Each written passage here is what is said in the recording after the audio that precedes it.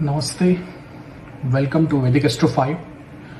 Today we are going to discuss how Rahu and Ketu can block your soul planet or Atma Karaka, what kind of auras disturbance, what kind of degrees can help you, and karmic remedies. So Namaste, have you ever suddenly felt obsessed with something or lost of all meaning in something you once loved? In Vedic astrology, this is often a sign that your Atma Karaka, the planet representing your soul journey, is being activated, tested, challenged by karmic nodes Rahu and Ketu. Rahu is a north node, Ketu is a south node. But there is more. When they align by exact degree, something subtle yet powerful happens. So in today's video, we will explore how can we unseen and energies and which can steer your soul or soul karma, and how the aura responds, and you can do to stay ready and align yourself with the karma, ensuring you handle these sensitive times. So what is first Atma Karaka? It's a soul planet. In my previous videos, I have also discussed about this, that in Gemini astrology, the Atma Karaka planet with the highest degree in your birth chart, which obviously excluding Rahu, it holds the blueprint of your soul's karmic lessons, emotional triggers, or even inner evolution. Example, if Atma Karaka is Mars, your soul is learning discipline, action, courage, and restraint. If Venus is your Atma Karaka, it is supposed to love balance and value the central karmic theme. So the Atma Karaka is not what it actually appears. It is what your soul came here to resolve. So how Rahu and Ketu interact with Atma Karaka? I think that's very important. Rahu is the force of unfulfilled desires. It's an obsession, future focused, expanding the material and mental world. Whereas Ketu, it is a past life echo, pulling you inward towards detachment and refinement. So when Rahu influences your Atma Karaka, or I will say the soul planet, you may become obsessed, over ambitious, and caught in illusions or shortcuts. There is confusion between ego desires and soul purpose. Whereas the Ketu touches your soul planet, you may feel emotionally numb, tired of your path, or disillusioned. Even if everything seems to be fine, you are disturbed. They don't block or bless, they revealed what is unresolved. So please understand that point. It is opening a tab of your past life unresolved expectations during this Rahu and Ketu activates your soul planet. Mild but profound. Why degree quietly matters? There is a quite detail astrologers often miss a degree level responses or renonces.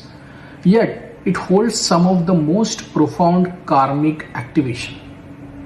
So when Rahu and Ketu came into within 1 or 2 degree of Atma Karaka, Moon or Lagna, they don't always bring external events, but they are going to come here to steer the subconscious.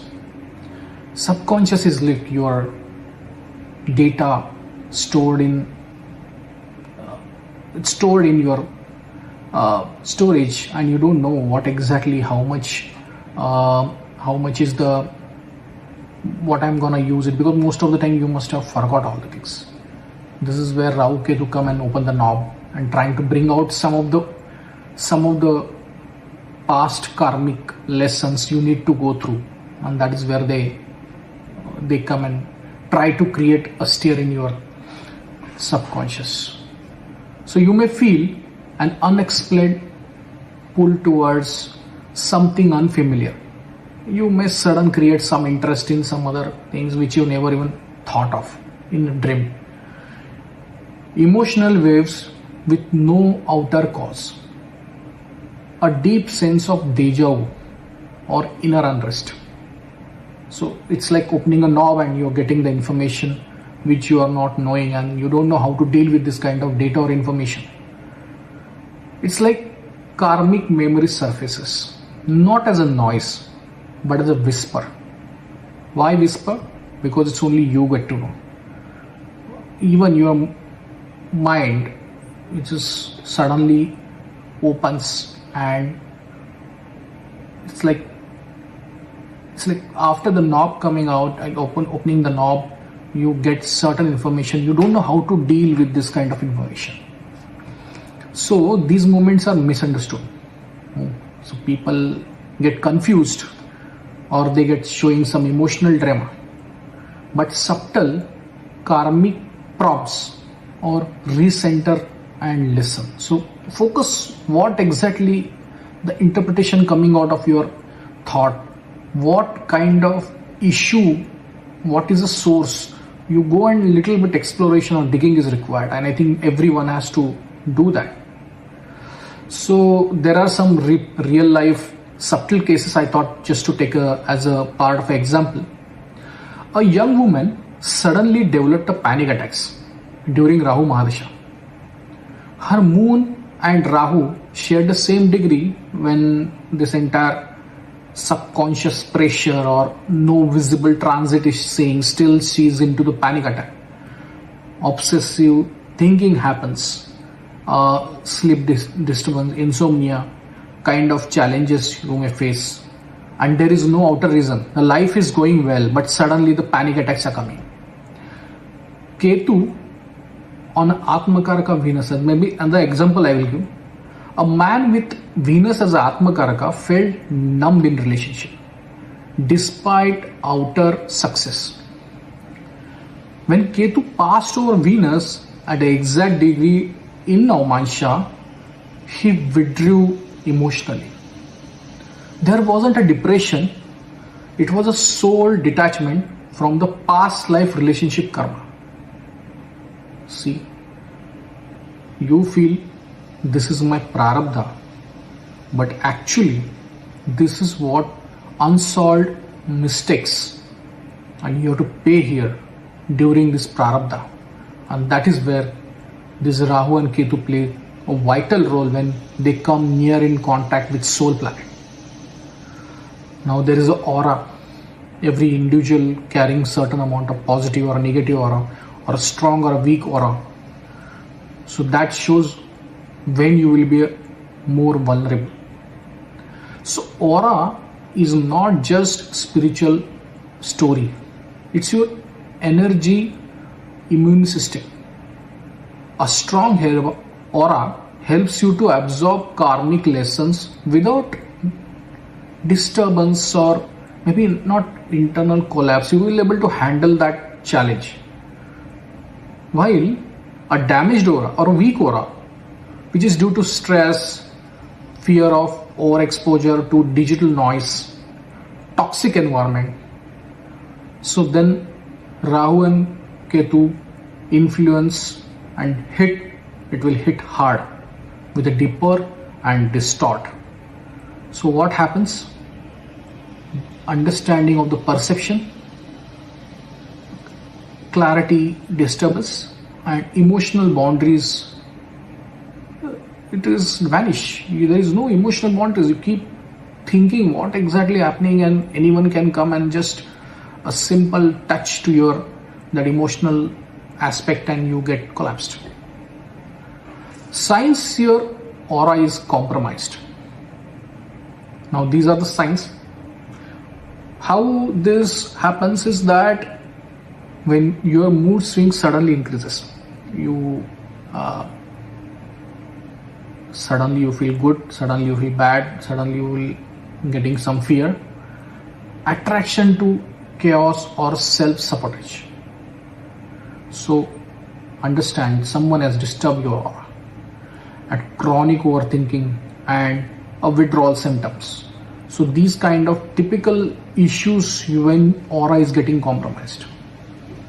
Obviously there are remedies and there are practical solutions which you can follow in your life, day-to-day life. I believe you can able to handle it. So for classical practices, I think there are, for Rahu as well as for Ketu, there are different remedies, but I will give you for the Rahu one, first one. So Rahu, go in a Navagraha Rahu mantra, follow the Rahu mantra, do 108 times, four times early in the morning, called it's Brahma Muhurat, morning 4 a.m. to 6 a.m. Donate black sesame mustard oil, dark clothes on Saturday. Avoid intoxicants or compulsive behavior. I think something you as the individual, you need to really put this into practice and discipline for self. Now Ketu remedies, same with the Navagraha Ketu mantra, you can do 108 times, and you do in the 7 times in the evening just before you sleep. Then feed stray dogs, white flowers to Shiva, Lord Shiva. Practice solitude, introspection without escapism. There is no point running away. Introspect self. Spend some time, maybe 1 hour daily, you keep quiet. Just keep quiet and analyze self-thinking. No discussion, no external connect, no media, social media. In both the cases, avoid social media. At least after some time, you just give some space to social media, because that disturb or can actually disturb your thoughts and mind. So that's something you need to follow. So aura strengthening is also important, because I think as an individual, when you feel that my aura is little disturbed, and that feeling you will get it, because you easily get into influence by some bad timings and all those things. You can able to understand yourself, okay, I am getting something disturbed. That's where the astrology come into picture, that you realize something wrong is going on and you don't confused, you take action on that. So salt baths, especially Saturdays and Amavasya. Applied sandalwood tilak on your third eye. Nadi Shodhana, do Brahmari Pranayam, and disconnect from screens at least 1 hour before sunset. So these are some of the aura correction tips. I thought I just gave it to you. Ensure that these are the timings where, especially the Rahu Ketu transit coming near to your soul planet, just be careful. It's not that they always harm you, but it is always better to take some precautions. That's what I have thought about it. So mindset shifts, karma as awakening. So obviously Rahu and Ketu don't curse you. They challenge you to see what still unresolved. So especially during the degree contact, life becomes a mirror, not a punishment. So Rahu Ketu, we all get fear. Okay, this Ketu is coming, transiting over my Mars. I have some procrastination problem. When Ketu coming on a Venus, You may feel, okay, I don't have money, or probably I have some scarcity of wealth, and all those issues are happening. But these are the materialistic and kind of issues. Anyway, you have to live in this life. Some of the struggles, you are born with those struggles, and you have to really cross those struggles. But especially on the soul planet side, when Rahu Ketu transit comes, don't take as a, now I have some troubled time, I am into some kind of challenges. No, he's coming and telling you it's a rear view mirror, something which is look very far, but they are near, and still it's an illusion. You have to clarify backdated dates, backdated karmic lessons. You will have to learn it, and this happens to every individual, more or less every individual. No one is out of it. So these are the invitations to slow down, reflect, realign. Not the sign of failure. So people say, I'm going through hell, I'm going through problems, I have so many issues and all. But at all, they are looking out the solution externally, whereas the answer is internal. The soul planet is expecting you to manage your karmic lessons which are pending, so that he can move towards the goal or the soul purpose for this life. So take these as a lesson, but with pinch of salt, accept and move for the correction. You can improvements, you can do that. So it's not a sign of failure. So concluding with this thought, if you know your soul planet, you notice Rahu and Ketu passing by nearly, especially by degrees, pause and reflect. These are the moments of karmic intelligence. This is a moment where you need to pick the right flower from the garden. So many information you are gathering, but you need to really pick and choose the right information, what is required for you, what is a lesson you are learning out of it. That is where these moments become karmic intelligence. Your subconscious is open, your data is coming out. Most of the data is past life data, which is coming to haunt you or help you. And don't stuck, confused in the chaos. Come out of chaos. No crowd. Focus inner self. Find out what exactly happening in your life, and learn from this, improve from this, and move ahead. Drop comment with your soul planet or Atma Karka, and also the current transit. I will answer your comments and the responses, what kind of challenges you may face. And we also can do some of the case studies. If someone want to share it and I want to explain it on a video, we can do that as well in a future breakdowns. So like, subscribe Vishakha Astrology and Vedic Astro 5 if you want more authentic and non-sensational Vedic astrology. Someone is giving kind of just to create hype. Giving information is not going to help. Our karma, my karma or your karma is to help each other. That is what the goal about astrologer is to be. So your karma isn't fixed, it's responsive.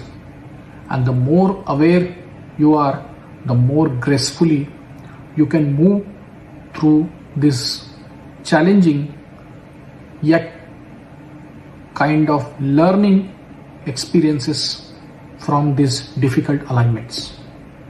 Once again, thank you.